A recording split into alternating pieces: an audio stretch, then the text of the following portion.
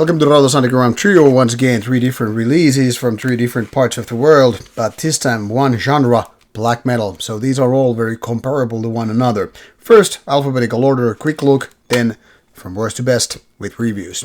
First, Bok, if I remember correctly, from Netherlands with Gregis, a new release on tape format. Damnation Prayer, I think this was from 22, Finnish black metal debut with only this album out, self-financed. And then Umbra Conscientia from International Waters with their second album here, and this is through Terratur Possession, also something like from 22 if I remember correctly. So 2 older releases which have been taking their turn to wait here, and one newer one. Now, worst to best according to my own opinion. Feel free to disagree, as always. So Bok, with this new tape, is pretty fascinating when it comes to the packaging.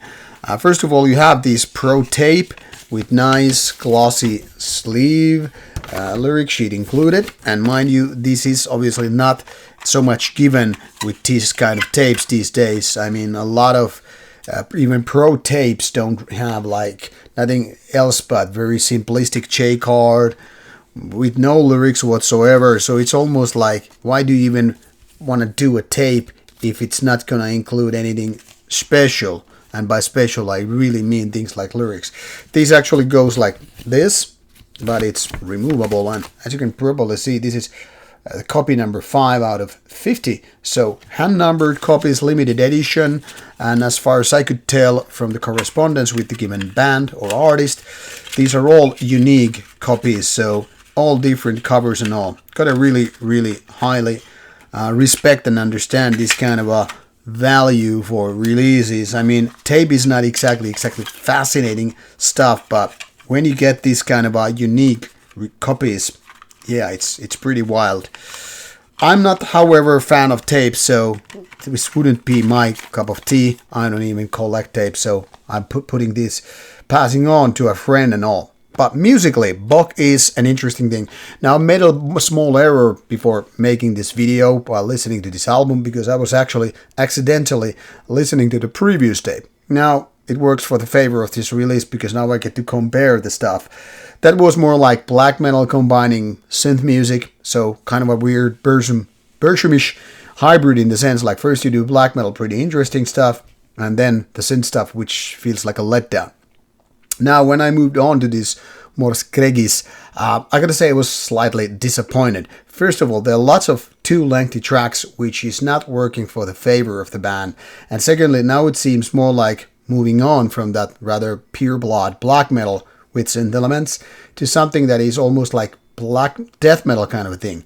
Death metal is more a seasoning on this one rather than defining element, but still, it's more like black metal stuff with death metal parts. Now, some of the riffs are really good and all that stuff, but nothing phenomenal. And lots of the things are just pure filler stuff. So that combining with the rather too lengthy songs makes me a little bit feel that there is a reason why this is a self-financed one, and a kind of a typical mistake for a lot of solo bands. When there's nobody to stop you or calling your ideas like, hey, maybe we could do actually something better. We could improve this song, leave this part shorter, or make this part more repeated and all. You just get to release whatever you want when you're just in full control. When there's no label, no producer, no bandmates to tell you, hey, please just reconsider this and that. And then you make the mistakes. Sometimes you make the best stuff because you're in control as the, captain of the ship. But more often than that, there are lots of problems with this purely solo projects. What can I say is, like, this is not bad, but it's very demo-ish at this point. When it comes to production, songwriting, the full execution, I feel that this is just a lengthy demo than a proper full album. That's just my take, and obviously hope that the band will, reflect on it. Maybe it's just not my cup of tea, but basically this kind of a basic second wave black metal should really do it. Now it just feels like a little bit less punchy with the production, and the songwriting is too much all over the place. So there it is, the reason why this is the first one on this pod. Damnation Prayer is sharing some similarities with the given release, and by this I mean it's basically a solo project, but there is a trio of artists here. Mainly this is from the guy who does music for Perdition Winds and Lying Ruins, you know, death metal and black metal combined. And when I was talking to him, an old friend of mine, about this release, like what's the story with the lineup, and he explained he started pretty much like figuring out this is too much of a mess for Perdition Winds, too experimental in that sense.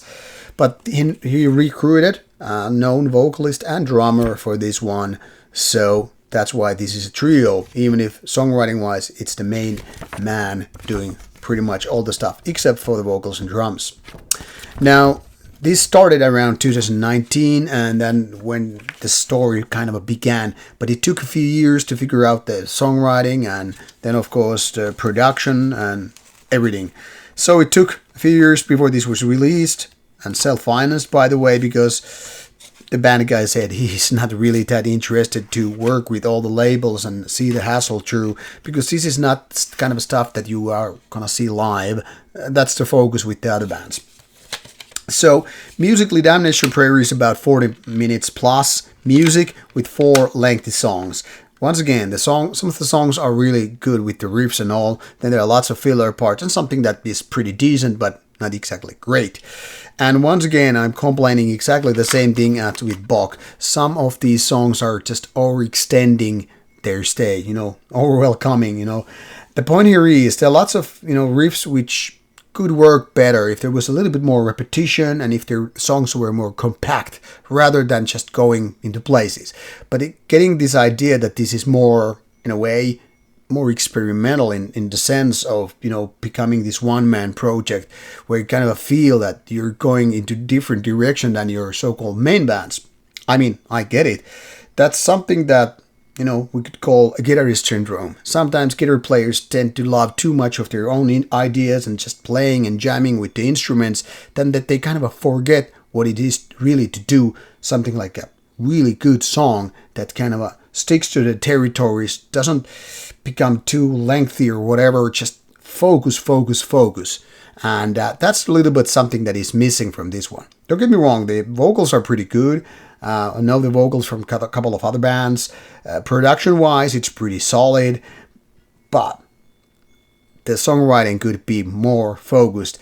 Just 4 10-minute tracks, it's just too much when the feeling is a little bit all over the place. However, atmosphere and drumming and all are good, so this definitely works quite nicely in the end, despite of my criticism and slight negativity. So overall, this is a decent release. Don't get me wrong, there's nothing bad about it except the track lengths.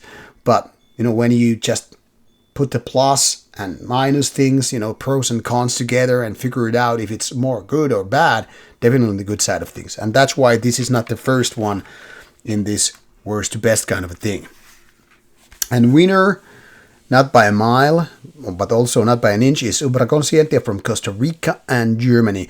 International lineup, a band that I've seen live in Norway, as well as got to the pleasure of interviewing these guys, or the main guy, back in Norway a couple of years ago. Now, the music is quite mayhemic when it comes to black metal, so kind of like 90s, but then again also quite modern in the take. There are lots of really cool, evil-sounding, sinister riffing, which definitely put this on the better side of things. But there are also parts like growl vocals, which I feel like they are not really needed. The focus is when this goes fully into the more sinister and dark world of black metal.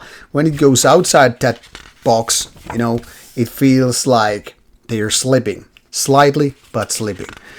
Either way, overall this album, barely more than 30 minutes, is pretty cool when you have a place where to listen to it properly. Like, for example, when we were listening to this in a car a couple of years ago when driving towards the trip to Norway, it sounded like too mushy with that kind of you know, background noise and all.